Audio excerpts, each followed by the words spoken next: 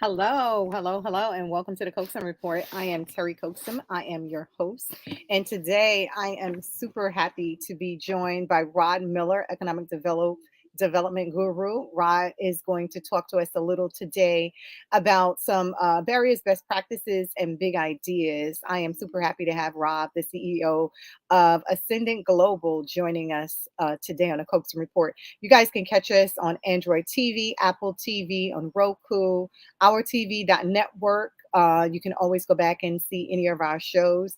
But today we're going to be talking a little bit about economic development, helping some of our business with investments. So, one of the biggest challenges as a small business myself that when I'm talking to other business, when I'm doing their business development, is access to capital. And so today, I want to have Rod come on and talk to us a little bit about accessing capital. We're putting together a few funding sources for those of you that are actually in need of funding. Of course, there's the traditional funding sources, SBA. I encourage you to go to sba.gov and look at some of the funding sources for working capital as well as operational costs, and that is in the form of a 504 loan or a 7A loan. So SBA.gov. We've had Caitlin Kane, who is the vice president of LISC, come on and talk about some of the funding products that LISC has available, LISC. And we're also going to be sharing some information about True Fund, which is another organization that will help some of our small businesses build capital. So we're looking forward to having a robust conversation with Ron Miller today, who is the CEO of Ascend Global, and he'll tell us about some of the products that he is helping businesses to get access to. Rob, before you came on, we were talking a little bit about access to capital. And so welcome to the Coaxum Report. We can be found here in the Caribbean, Rod, and we're also broadcast throughout all Southeast Asia, and of course here in the United States. And so Rod is actually joining us from Puerto Rico. Great to be here. Thanks for having me, Terry. So glad to be able to chat with you. Absolutely, absolutely. So one of the things that I was telling my listening audience about is, when I'm having conversations with business about some of the barriers, it always number one always tend to be access to capital. And I know that you're an economic development guru and you've been funding businesses. You're part of Business Alliance. In fact, when I met you down in New Orleans, Right. you were doing a lot of that down with when one of my other guests, Caitlin Kane, was on talking about LISC. Caitlin's not a vice president of LISC. That's And right. so she came on to talk about some of the funding available through LISC. So I want you to kind of tell my listening audience who you are, what you're doing as the CEO of Ascending Global.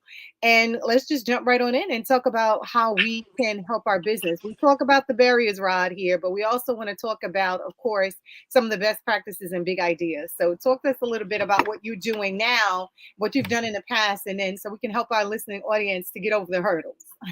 Well, again, thanks, Terry, for having me on. And it's always a pleasure to be able to talk about economic development and the opportunities for businesses around the country and around the globe.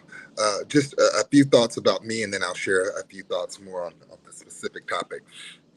I've been doing economic revitalization and recovery work for the last 20 years. I started my career in the private sector doing privatization of large scale public use infrastructure around the globe. And then the last 20 years, I've led some economic recovery efforts. I was in New Orleans a few years after Katrina, Yep. set up the New Orleans Business Alliance there.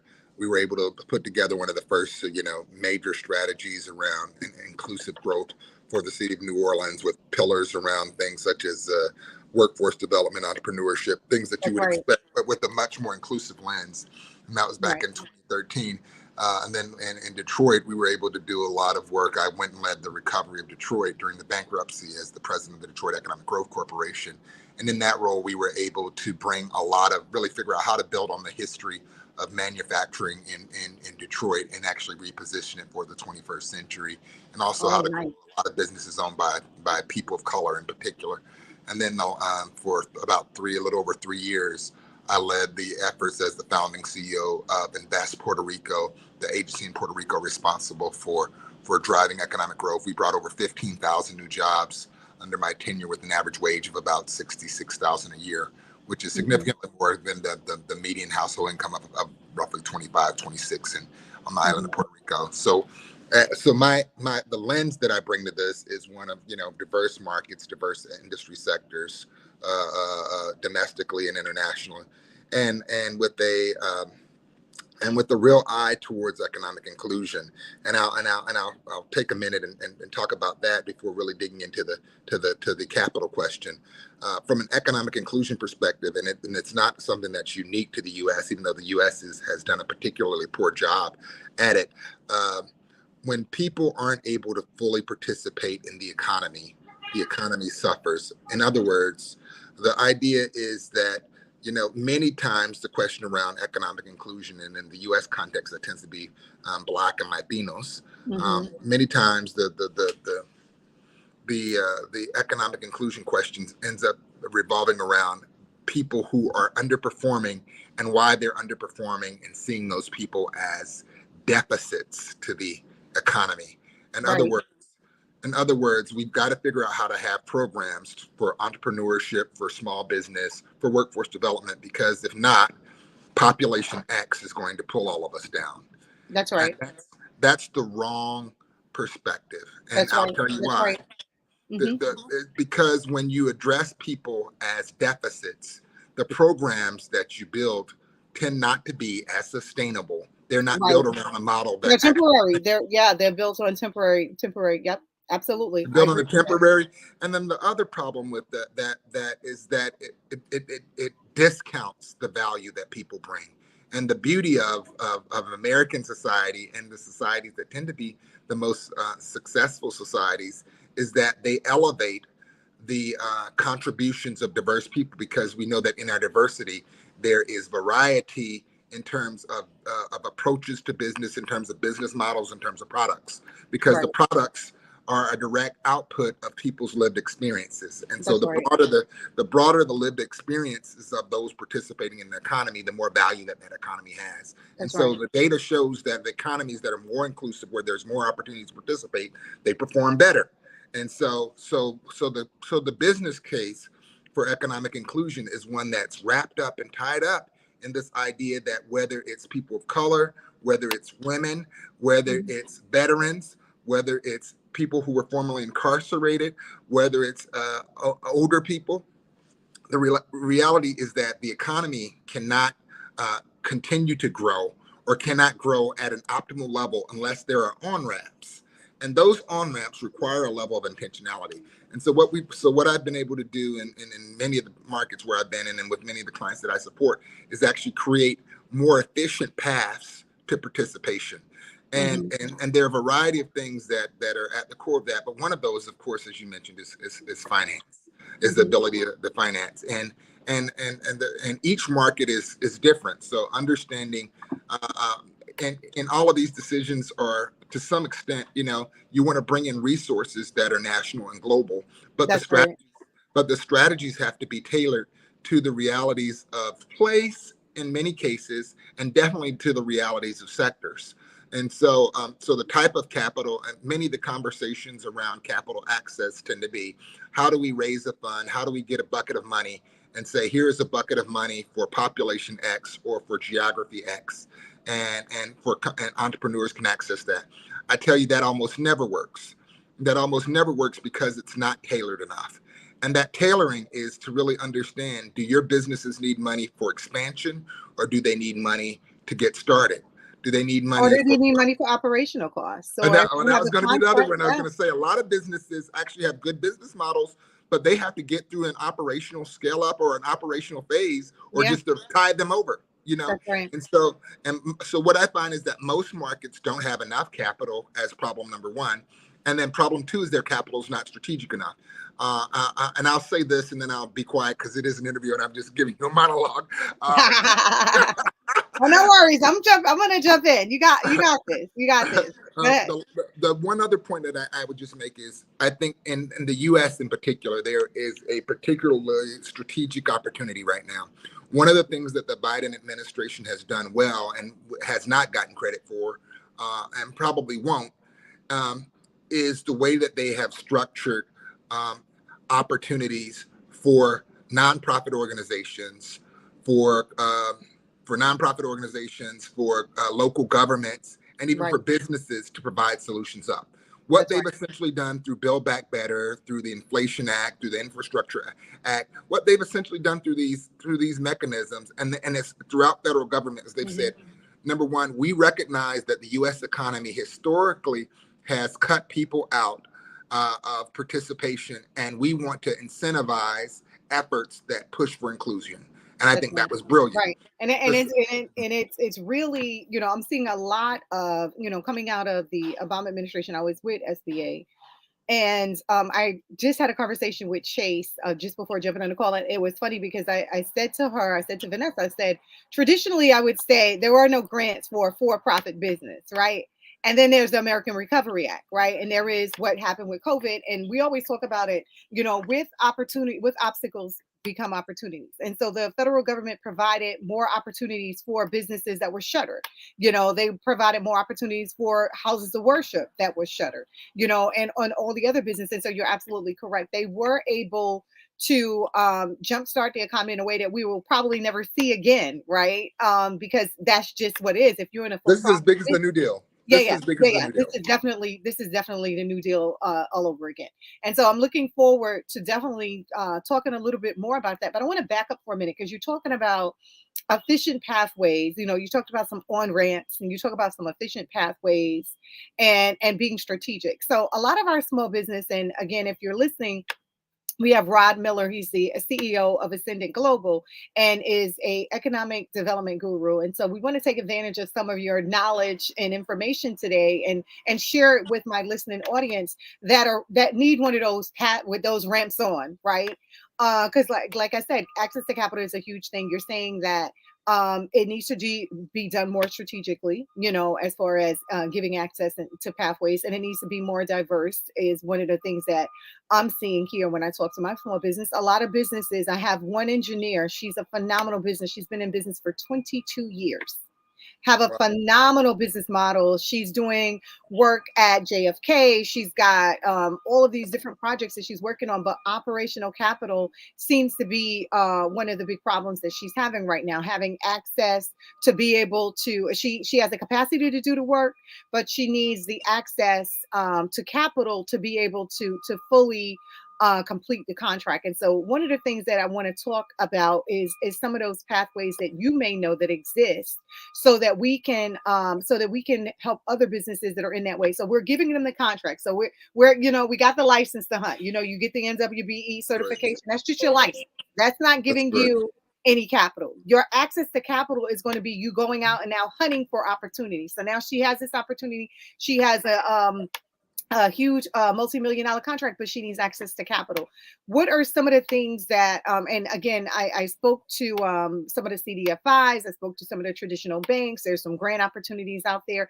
What would be because you created, this is what you do, you create that space, you brought back the 15,000 jobs, you made sure that after Katrina, you went in, looked at workforce development, you looked at economic opportunities, you brought businesses back from the brinks of just shuttering. So, what are some of the strategies, so to speak, that you would give to us to encourage these businesses that have the contracts now and are looking to do the work, have the capacity to do the work?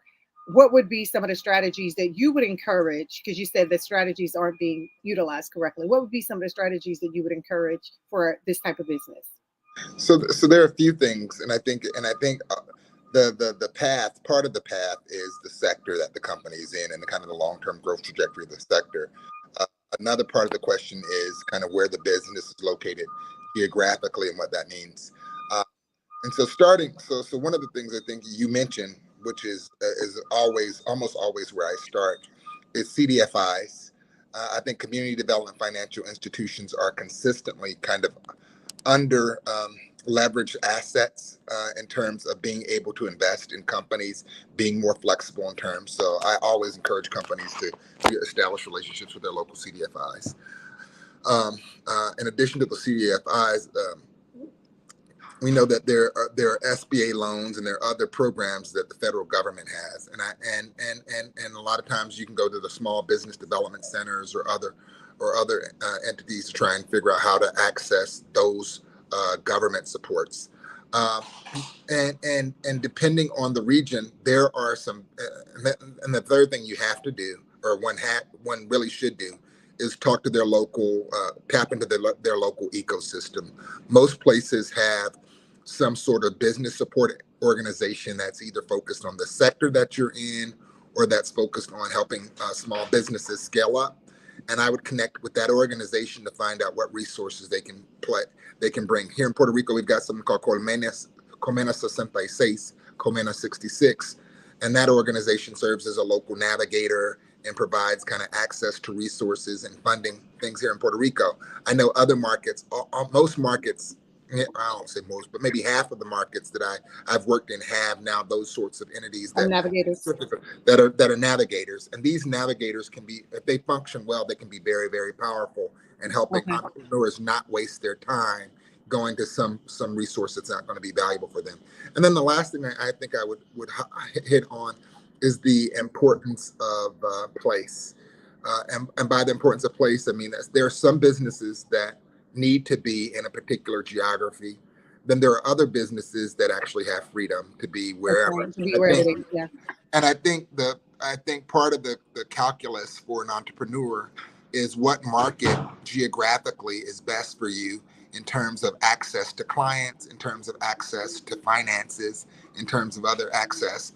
And I'll end on that geography piece by saying lots of times under rural areas are count out, and people just are kind of like, oh, we're in the rural area, we can't do anything.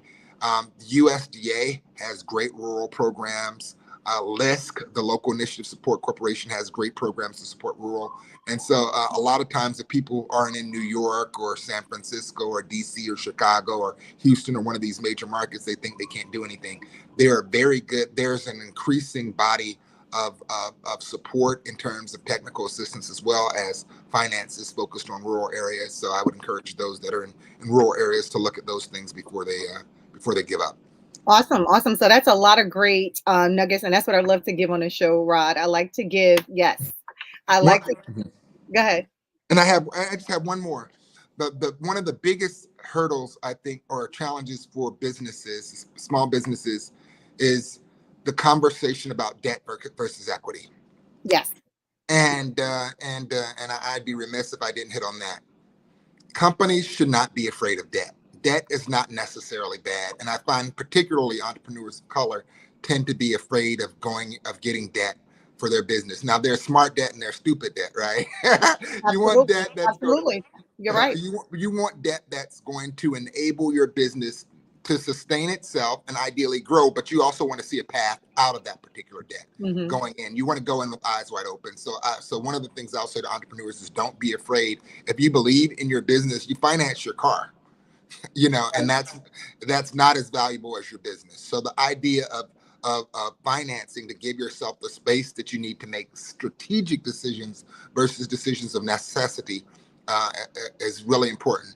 And then as it relates to capital, businesses tend to not raise enough capital as a rule. I was talking to a business the other day that's got all these relationships. It's a consumer goods product, has all these relationships with major stores, Target and Kohl's, et cetera, et cetera. And the entrepreneur was saying, I need to raise a round of capital, and I'm trying to raise 5 million. And I said, what are you going to do with $5 million? You can't do anything with $5 million. I was like, your raise needs to be more like 15 to 20 million to start off. And so the other thing I would say to entrepreneurs is don't be afraid to be bold, be courageous, and go after the capital that you actually need. You actually hurt your business more by not going after enough capital and then getting in a situation where you're like, oh, I'm halfway down the road and I can't get all the way to where I'm trying to go. That's right. That's right. And I would encourage also, you're definitely investing in your business, not being afraid of debt, but also understanding the importance of your credit, right? So I have another business challenge. One of my small businesses, the challenge is they were using their credit cards to finance their business. And so, of course, when something didn't come through and they were getting all of these dings, now your credit score is going to suffer. And one of the things that I was having a conversation with Vanessa at Chase again about was, I find myself now while I'm doing around the funding for business is helping them improve their credit scores, like that being number one, because some of these CDFIs and others, they also have criteria. Their criteria may be a little less than a traditional bank, Mhm. but they also have criteria, and a part of that criteria has to do Absolutely. with credit, right? So for Absolutely. instance, I'm not going to call the company's name, but there's a few of the companies that I put in my client's lending package that actually you had to have a 640 credit score. And that was an issue for a few of my business, especially those ones that were funding their business off their credit card. So what I encourage my businesses to do is to go after that low interest loan, go after the 7A loan or the 504 loan, because SBA isn't a traditional lender, but they do have small business loans, so they support the lending process. So you go to a traditional bank and they'll do an SBA loan for you, and it'll be at a lower interest and something you can afford, as opposed to using your credit card to fund those things. Is what I would encourage my small businesses to do, and that's a smart debt as opposed to using your credit card and having a 18% interest rate or something ridiculous like that attached to it. So think about those things. I mean, there's some great nuggets that Rod is giving. Definitely the CDFIs, and definitely community-based organizations and SBA. But knowing, not just understanding your debt, but knowing what you need. Like you made an important point, Rod. You ask the guy, what do you need $5 million for? Right. So not just asking for money for the sake of having money, but making sure that you know that what you need this money for is really important. I always tell my small businesses, keep your affairs in order, make sure you're doing your taxes, make sure you know your balance sheet, make sure if you do have debt, you know how your pathway out of that debt, which is something important that Rod just brought up. I mean, there's so many different ways to do it, and there's so many ways to do it right. You're not in a river in Egypt, small businesses. There are some tools and tips out here to help you get through that dry patch into profitability, and that's what we're here to help you do. Part of that whole equation is figuring out your strategic partnerships, right? And many times there's one or two clients that can make or break a bit business. Yeah, And I think it's okay to have one or two of those relationships, or to get into one of those relationships, as long as you get into it with eyes wide open, but recognizing that the reason why they're in a relationship with you is because you have something that they need. that's So right. don't. That's right. You're still important, right? You're an important part So of the how do equation. I say this? I'm trying to say this in a classy way. Don't prostitute yourself for business. Um, Recognize that you bring a unique value to the table, and That's right. ideally, you want something where you're both going to be better off. So how do you actually have that conversation? Whether it's with an Amazon or a Google or a Microsoft or a major hospital system or a major utility, and be able to say, you know what, I need you to help me this way or that way, from a financing perspective, and it's ultimately going to be good for you in the long run. A lot of times, it makes sense for larger businesses to actually make strategic investments in smaller ones because it contributes to their bottom line. If they can have a consistency of service, a consistency of product at a price point that's competitive, and know that they've got first dibs on the service that you're providing, Hmm. that's a very compelling case.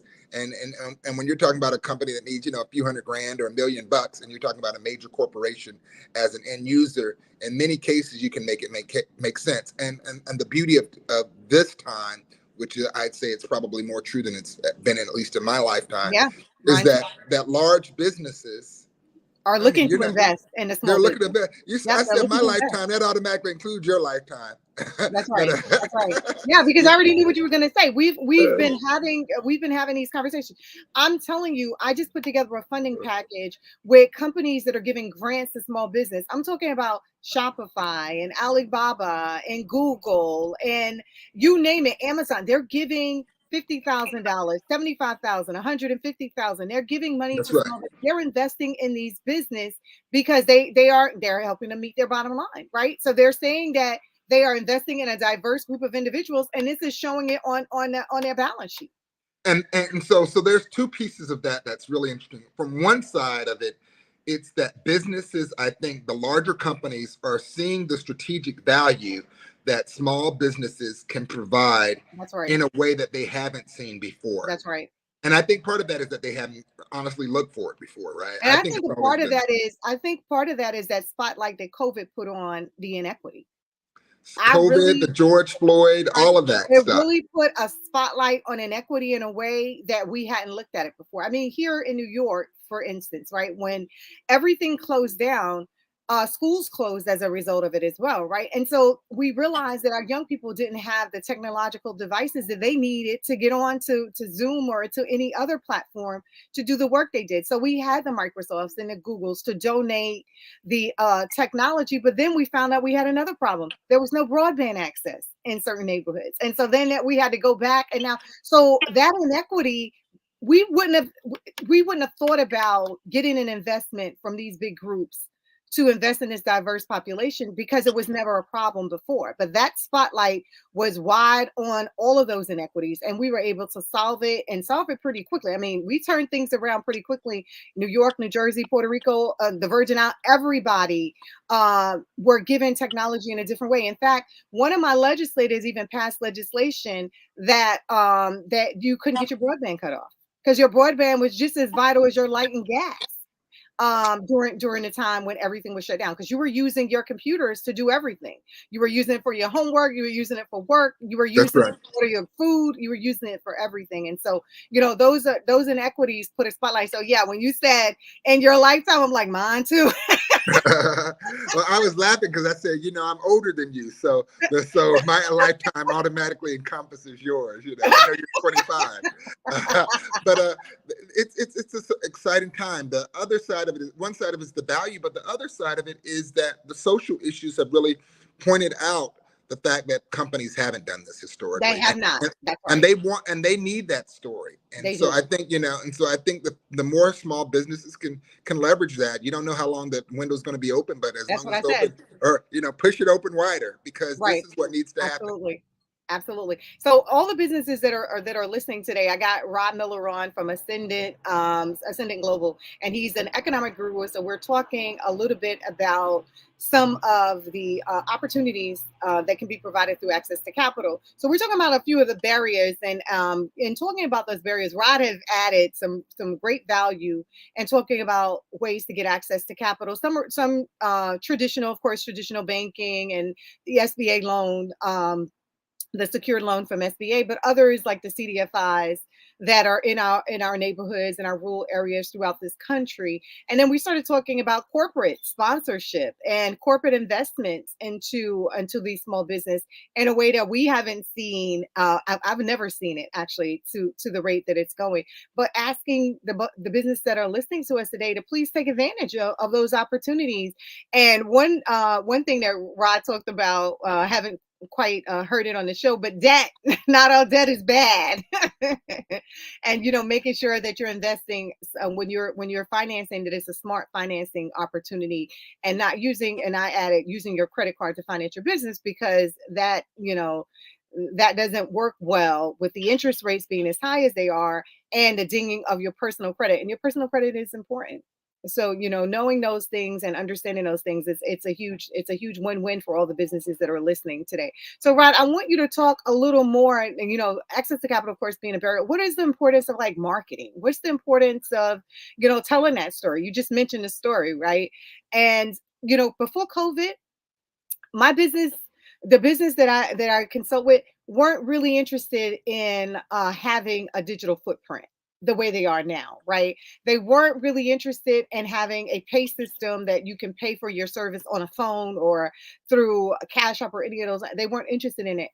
During the pandemic, a lot of that was spotlighted, and you needed a pay system because you didn't get the foot traffic that you would traditionally get with your brick and mortar stores. So talk to me a little bit about how are we helping, or how can we help our small business that are listening? And we talked about rural areas, and again, we're throughout all of the Caribbean, so there are listeners on that are in some of those rural areas that we mentioned earlier, as well as in our urban areas. What are some of the things that you would encourage our small businesses to take advantage of to make sure that you're getting your story out there, so that you can get the eyes and the ears and the hearts, so to speak, of these corporate individuals or anyone else that is looking to invest in your business because it's a part of their mission?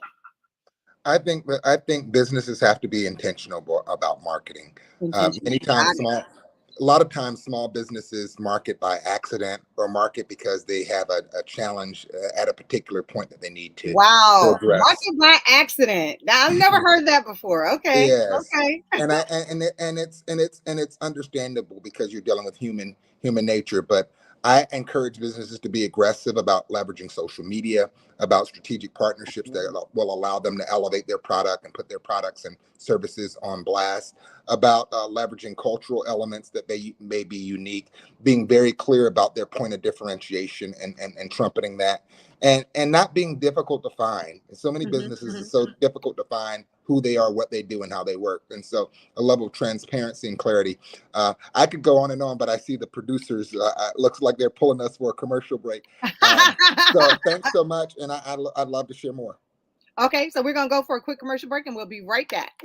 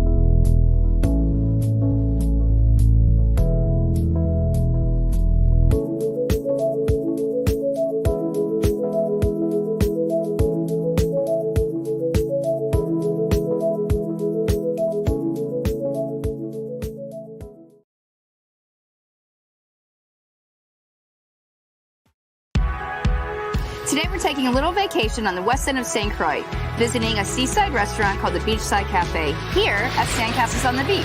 The atmosphere is just wonderful. You just feel very welcome when you're here. Hi!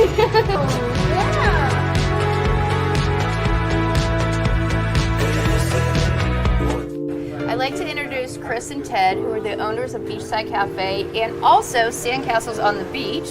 This is amazing! Thank you. Sandcastle on the Beach is quiet and friendly, relaxing. I often entertain guests, and this is the one place I always try to bring people.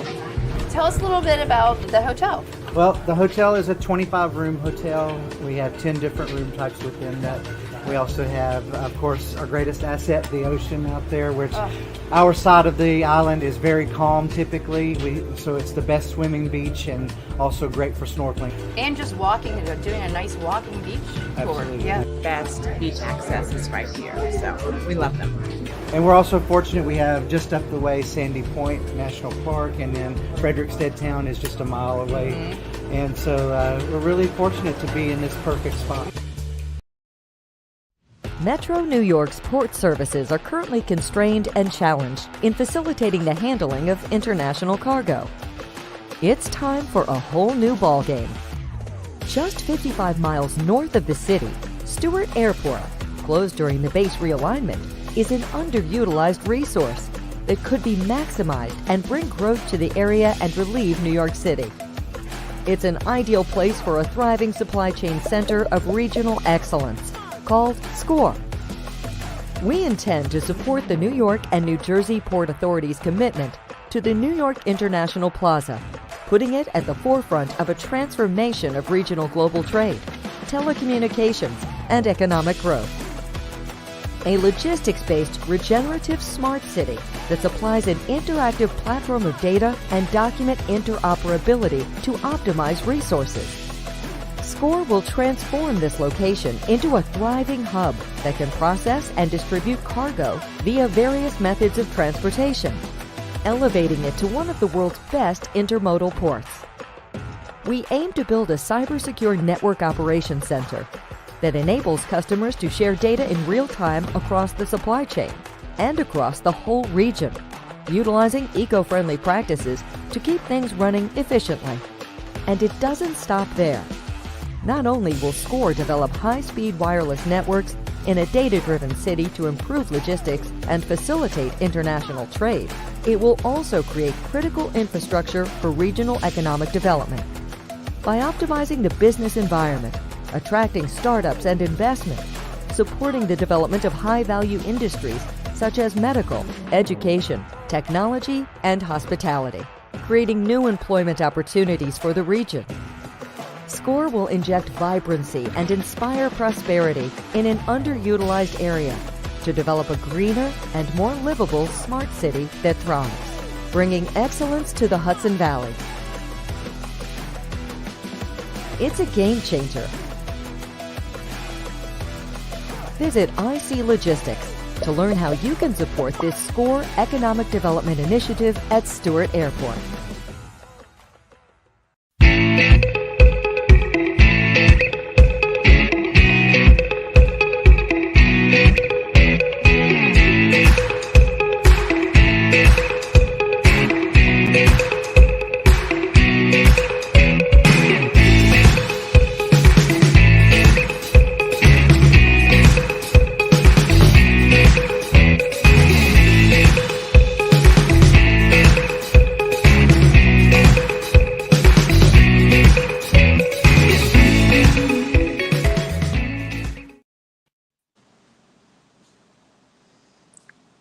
Welcome back. Thanks Welcome for back. having me back.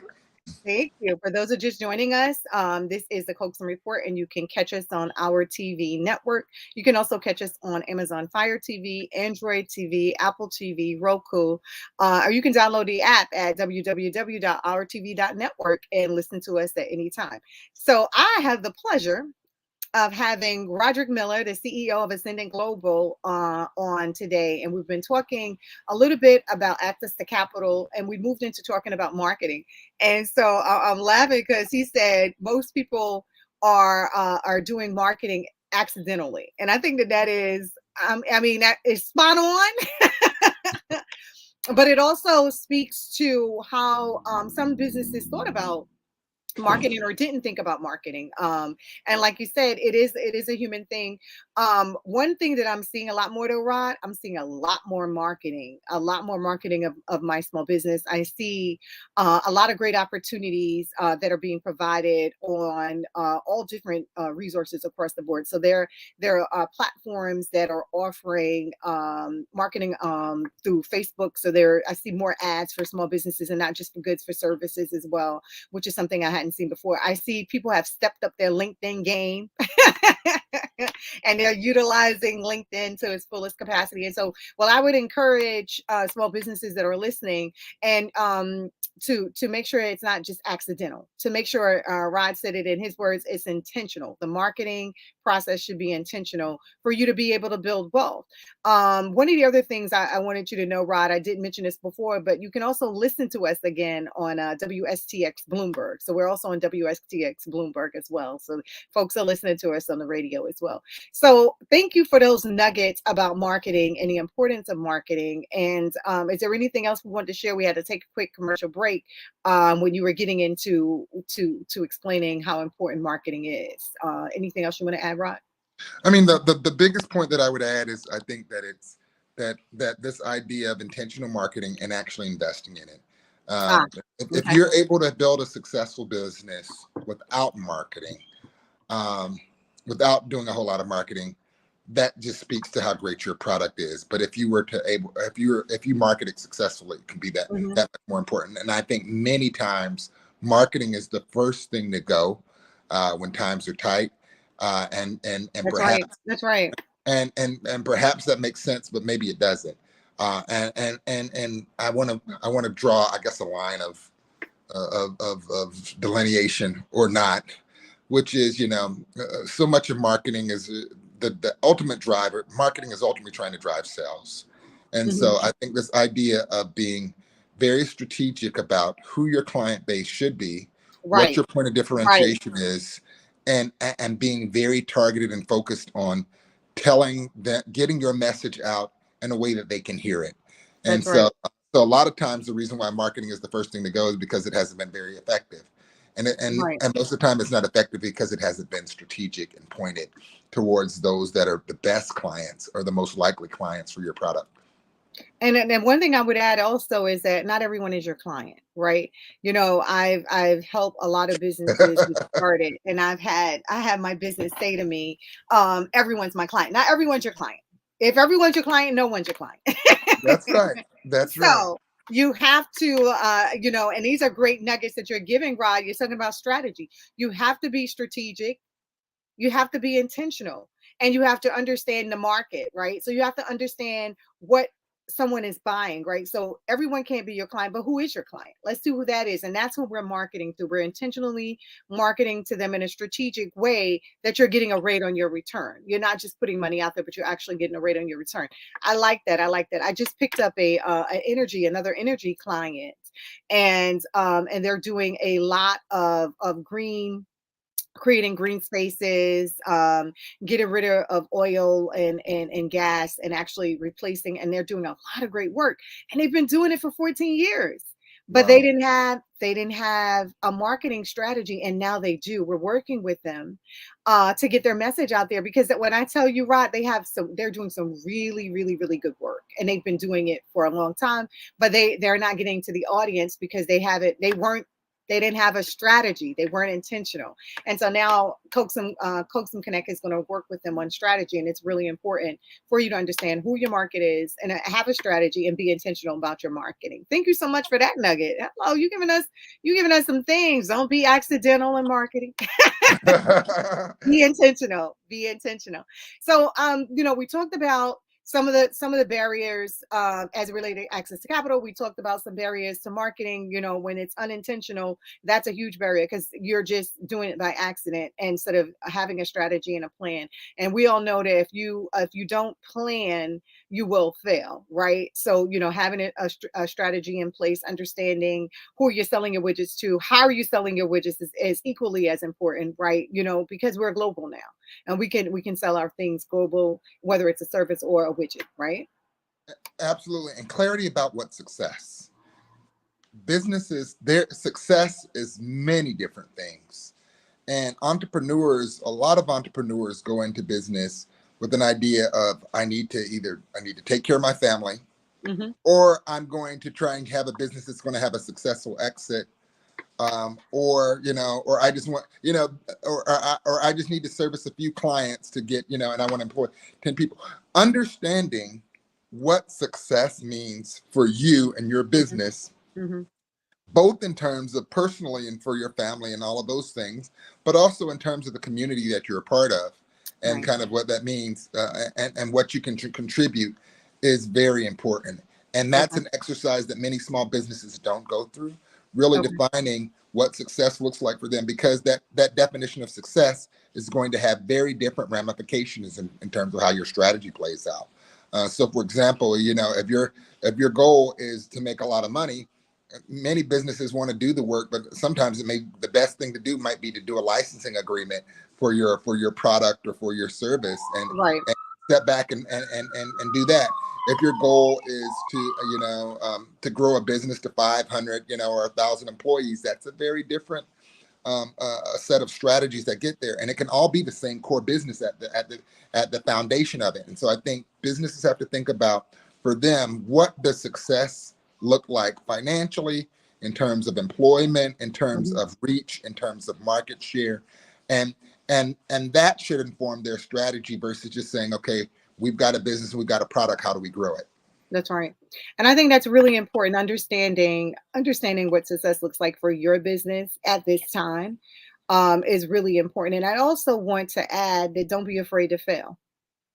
because the one of the stories, and I don't know if I'm sure you probably are familiar with Think and Grow Rich by Napoleon Hill, right? But one of the stories he tells is the story of Henry Ford and how he failed so many times before he got to the excellence of his product. And so they asked him, you failed like say 1,000 times, does that discourage you? He said, I just found 1,000 ways not to do it. The same thing with Thomas Edison. I just found ways not to create the light bulb that way, right? So don't be afraid to fail. I think a lot of a business feel the pressure when they feel like they're failing at something, but that's only teaching you a better way to do something. So don't be afraid to fail. Know what success is, but don't be afraid to fail, and don't be afraid to pivot, right? So sometimes, our businesses get stuck in their way and they don't want to change, but look what happened with COVID. And so that closed a lot of brick and mortar businesses down, and you had to pivot or not be successful. A lot of businesses shuttered and closed and never opened up again, right? So some businesses were able to now go online and be able to offer their widget or their product or service online, right? So they were able to pivot. So don't be afraid of change either, because most of those businesses that I'm consulting with, they're making more money now than they ever did. And that's the other part of it. That's right. Entrepreneurship is not for the faint of heart. So, uh, so, but anything that's worth doing is worth going through the bumps and bruises. There's not a quick a get quick rich scheme that works sustainably, right? Right. And I think, and so people go into entrepreneurship for a variety of different reasons, but one has to know that their entrepreneurial journey is not someone else's journey. Your journey is unique to you, and that path is going to be laid with all kinds of tests. That's right. And the ability to move beyond that is around tenacity, is around ability to build strategic relationships. I outsource. I don't want to say everything, but I outsource 70 to 80% of the things that are not my core strength. Why? That's from naming the company to figuring out how to get X, Y, or Z done, because my capacity needs to be done on stuff that's going to be catalytic and exponential in growth for the firm. And so if I'm doing something that is not focused on growth or quality as it relates to Ascendant, for example, or the companies that I work for, then that's really not the highest and best use of my time. That's right. And I'm spending my wheels on something that's not yielding the return it needs to. That's right. And so many, and this is common, so many entrepreneurs are so busy doing the work that they're actually not running the business. That's right. And I think that the importance of knowing what running the business actually means is not doing the work day in and day out.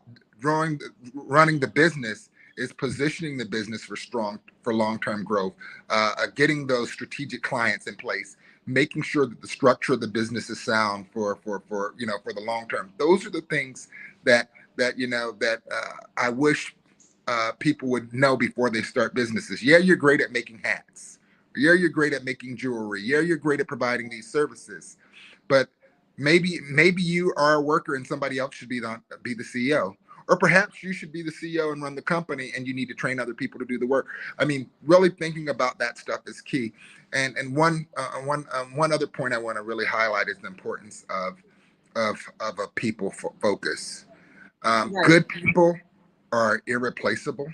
Right. That is the most important factor in the success of any business, that you've got people that are competent, that are committed to the vision and the mission of the organization, and that are honest, and where businesses often fail is that they focus on productivity, but do it where people are widgets versus looking at people as individuals. And I found that companies that tend to do the best are ones that place a high value on their people. On work, yep, on human capital. On human capital. That's really, yep, and that's extremely important. I teach business, right? And so I help a lot of my young people to go into business, and I also teach human resources. And so I help them understand that that's a whole person. And some things that motivate one person may not motivate someone else. And so, if that person has a child, money may not be the way to get that person to finish the project above and beyond, right? That may just be given a few hours to go to the child's game, or spending some more time on a weekend with your child. Like, but you have to know that person, know that human capital well enough to understand what motivates your team. And so, and I'm glad you put a you're having a conversation around this and putting so much value on your human capital, because that is how you are able to sustain a successful business. And so that's really important. The other thing is, you're talking a lot, and you've given some great nuggets on strategy. It's been a lot about strategy today. And so I'm really happy to be having this conversation with you, because I know that you're a strategic thinker, and you're always, and you're able to be as successful as you are with bringing 15,000 jobs to Puerto Rico, and bringing business back, and going into Flint, Michigan, and going into Detroit, and going into New Orleans, and doing this sort of work, really looking at business in a very different way. I think one of the things that you just brought up here is really important, and I want it to get glossed over, and that is outsourcing, or what I tell my students, delegating, right? Making sure that you are actually running your business. If you are running your business should not be running you. You should be running your business, and you shouldn't be afraid to train other people to do the administrative work, or and you be the one that's creating the relationships and doing the strategy. And a lot of that sometimes get missing. And when my businesses come to me, they're so far down in that path, they don't even know how they got to where they are. And so I think it's really important, when you're going into business, to understand you're going into business to run your business, and let your business run you. And it's very important to get competent people around you that respect the mission, and understand the mission, respect the mission, and are able to do the work. And so, we shouldn't be afraid to let people go that are just not about the mission of the work. That's right. And, there are some big opportunities right now that I think are really important to punctuate. One of those is how COVID and the pandemic really changed how we work. I mean, we're Yeah, doing this right now via Zoom, right. or via telecommunications StreamYard. Yeah. via StreamYard, via telecommunications platform, and that is the way that we live our lives today. Yes. Part of the beauty of that means that you actually can get reach that you couldn't get a That's few right. years ago, in terms of access to market and access to people. And so, thinking about how do you leverage kind of all of the technology tools to find the best talent available, the best vendors available, the best sources available, so that you can grow your business, because they don't necessarily need to be in the market where you are. I'm finding a lot of people are actually even hiring folks outside of the country because of the wage arbitrage. And while I 100% support and encourage business growth in the U.S., I do recognize, as entrepreneurs and small businesses, you have to make decisions based on the realities of where your business is Yeah. that day, and you want to be strategic about that. The other point I want to emphasize is that right now, I think for the next generation or two, some of the biggest opportunities will be in fintech, Yeah. and anything related to climate change. That's probably the biggest issue of our day, Hmm. and infrastructure. And I think, and then the fourth one, if I had to say a fourth one, would be anything related to human capital and Yeah. training, because we know that the way education has worked hasn't fundamentally changed in the last couple of hundred years.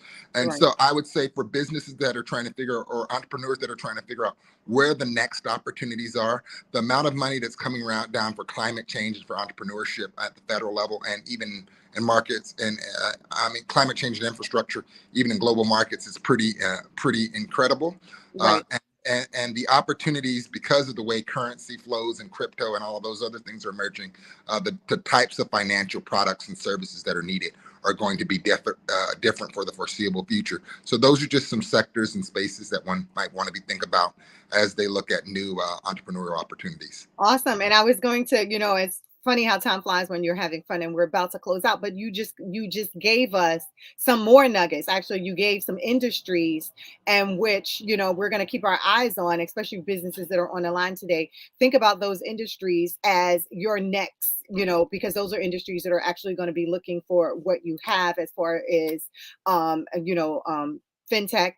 Another one being climate change, and looking at anything to do with the ecosystem and how we are changing with that, and of course education and how we're delivering on those platforms as well. And technology, I think, is always going to be ever changing, and so all of any of those spaces that we're playing in, entrepreneurs, let's continue to play in those spaces, because we are going to build wealth, and that's what the Coaxum Report is about. So I want to thank you, Rod. You want to leave us with one last note? Thanks for having me on the show. I look forward to being Absolutely. in touch. All right. Looking forward to seeing you in Puerto Rico. All right, guys. Thank you so much. And join us next week for the Coaxum Report. Have a fabulous day on purpose. Later.